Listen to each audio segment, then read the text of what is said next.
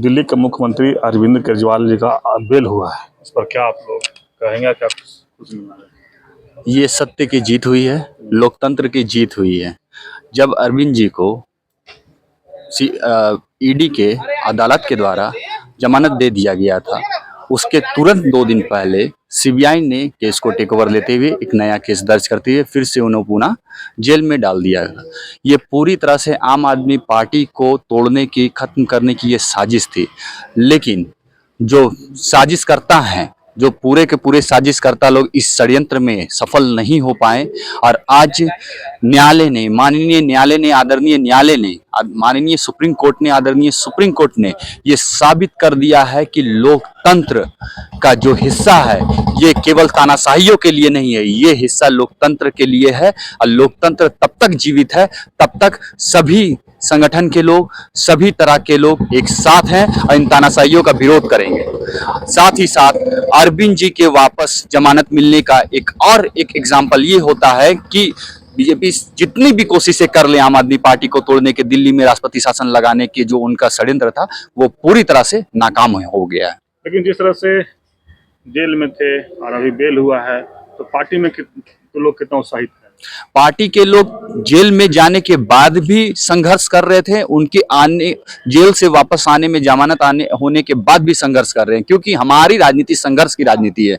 हम आम लोगों के लिए शुरुआती जो हम लोग आंदोलन करते हुए आए, हमारी पार्टी, उसके बाद ये पार्टी पनपी है, ये पार्टी आई है, ये आंदोलन के बीच से आई है और आंदोलन का बीज ये अभी पौधा ही बना है, इसको पेड़ होने में समय लगेगा। इसका तात्पर्य ये हुआ कि पूरे भारतवर्ष में हमें शिक्षा, स्वास्थ्य की राजनीति ना करते हुए उसमें काम करना है, इसलिए हम सभी संघर्ष कर रहे हैं। चूंकि उनकी वापसी हो गई है इसलिए हमें बल मिला है और उस बल के तहत हम सभी ये मानते हैं कि अब हमारी ऊर्जा दुगने तरीके से काम करेगी। लेकिन देखा जा रहा है लोकसभा चुनाव के बाद जेल जाने, भ्रष्टाचार के जो भी आरोप तो अभी सिद्ध नहीं हुआ है, लेकिन अगर जेल गए हैं तो कहीं ना कहीं उनका विश्वासता पर या उनके लोकप्रियता पर कहीं कहीं कम दिख रहा है लोगों को। यदि बताइए यहाँ पर हम यहाँ खड़े हैं और विदेश से कोई बोल दिया कि वो वहां चोरी किया हुआ, तो ये मान जाएंगे? तथाकथित जो आरोप लगाया गया है उस आरोप को साबित भी तो करना था। साबित करते करते ये जो शराब घोटाला का केस जो तथाकथित घोटाला का है, इस घोटाले में कितने लोगों को गिरफ्तार किया आप लोग को जानकारी है? क्या किसी को भी वो रख पाए? कहीं भी एक सबूत मिल पाया? नहीं मिल पाया। इसलिए नहीं मिल पाया क्योंकि ये पूरा का पूरा एक प्लानिंग के तहत तथाकथित घोटाला होने की वजह से सारे लोग सत्य के साथ वापसी किए। अब मुझे ही कोई नजरबंद कर देगा बिना कोई मतलब का, वो एक ताकत के साथ चारों तरफ से फोर्स लगा दिया जाएगा, तो हम क्या करेंगे?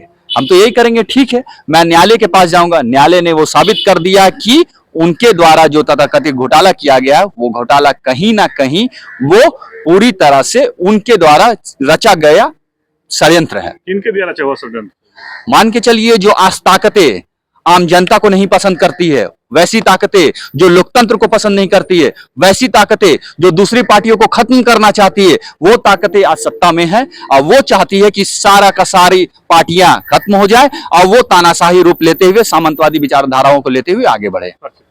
संतोष कुमार, आम आदमी पार्टी, रांची।